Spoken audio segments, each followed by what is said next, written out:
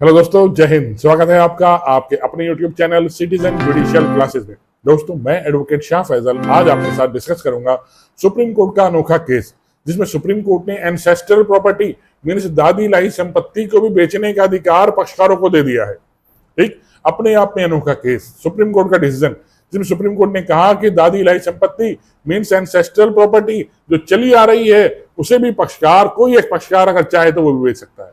वो कौन से आधार थे, किन आधारों पर प्रॉपर्टी बेची जा सकती है, ये मैं आज आपके साथ डिस्कस करूंगा। दोस्तों, इसमें मैं आपको पूरा समझाऊंगा 2005 से पहले की क्या कंडीशन थी और 2005 के बाद जो लड़कियों को, महिलाओं को, बीवियों को, बहनों को हिस्सा दिया गया वो किस तरह से डिसाइड किया गया, और उत्तराखंड के अंदर यूनिफॉर्म सिविल कोड जो लागू किया गया है उसके क्या प्रावधान है, वो सब मैं आज आपको बताऊंगा प्रॉपर्टी को लेकर। इंपॉर्टेंट वीडियो होगी जो आपके बहुत काम आएगी। चलिए दोस्तों शुरू करता हूं। देखिए मेरी वीडियो शुरू करने से पहले हमेशा की तरह आपसे अपील, मेरी वीडियो को लाइक और सब्सक्राइब कीजिएगा। दोस्तों धन्यवाद। एक और इन्फॉर्मेशन मैं आपको देना चाहूंगा, मेरा ये channel citizen judicial classes play store पर अवेलेबल है, आप इसे वहां से डाउनलोड कर लीजिएगा। आप अगर जज की या एपीओ की तैयारी कर रहे हैं तो मेरी वीडियोज और पीडीएफ नोट्स आपके बहुत काम आएंगे।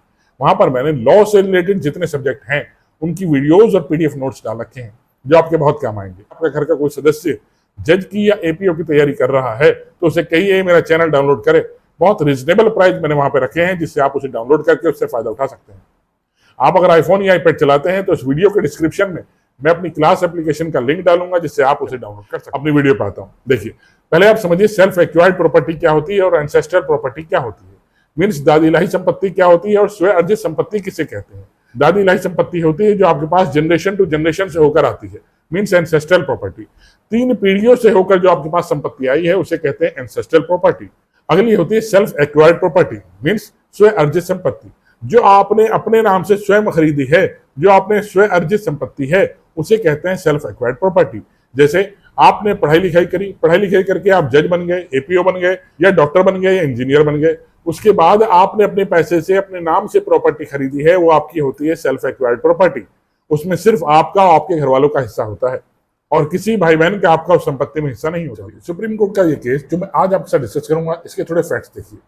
तो एंसेस्ट्रल प्रॉपर्टी जो 3 पीढ़ियों से आपके पास चली आ रही है उसे कहते हैं एंसेस्ट्रल प्रॉपर्टी। ठीक, जैसे परदादा के नाम कोई संपत्ति थी, उसके बाद आपके दादा के नाम संपत्ति आई, फिर आपके पिता के नाम संपत्ति आई, तो 3 पीढ़ियों के बाद जो आपके पास संपत्ति आती है उसे कहते हैं एंसेस्ट्रल प्रॉपर्टी। ठीक, सेल्फ एक्वायर्ड प्रॉपर्टी जो आपने स्वयं अर्जित करी उसे सेल्फ एक्वायर्ड प्रॉपर्टी कहते हैं। देखिए, इस केस के अंदर जो मैं आपसे डिस्कस करूंगा, पहले केस का नाम देखिए। केस का नाम क्या था? Angadi Chandrana versus Shankar, 2025 Supreme Court. अभी 2025 का निर्णय है। इस केस में एक परदादा की संपत्ति थी, परदादा के बाद दादा के पास आई, दादा के बाद बच्चों के पिता के नाम संपत्ति आई। ठीक, और उस पिता के मान लीजिए 5 बच्चे हैं, 3 लड़के हैं और 2 लड़कियां हैं। ठीक, उस पिता के 5 बच्चे हैं और पिता की डेथ के बाद संपत्ति अब डिवाइड होनी है। ठीक, तो डिवाइडेशन के लिए वो संपत्ति जो एंसेस्ट्रल चली आ रही थी उनमें कोई झगड़ा नहीं था, ना परदादा के बीच में और दादा के बीच में कोई झगड़ा था, दादा के बीच में और बच्चों के पिता के बीच में कोई झगड़ा नहीं था, कोई दिक्कत नहीं थी। लेकिन अब बच्चों में आपस में झगड़ा होता है एंसेस्ट्रल प्रॉपर्टी को लेकर।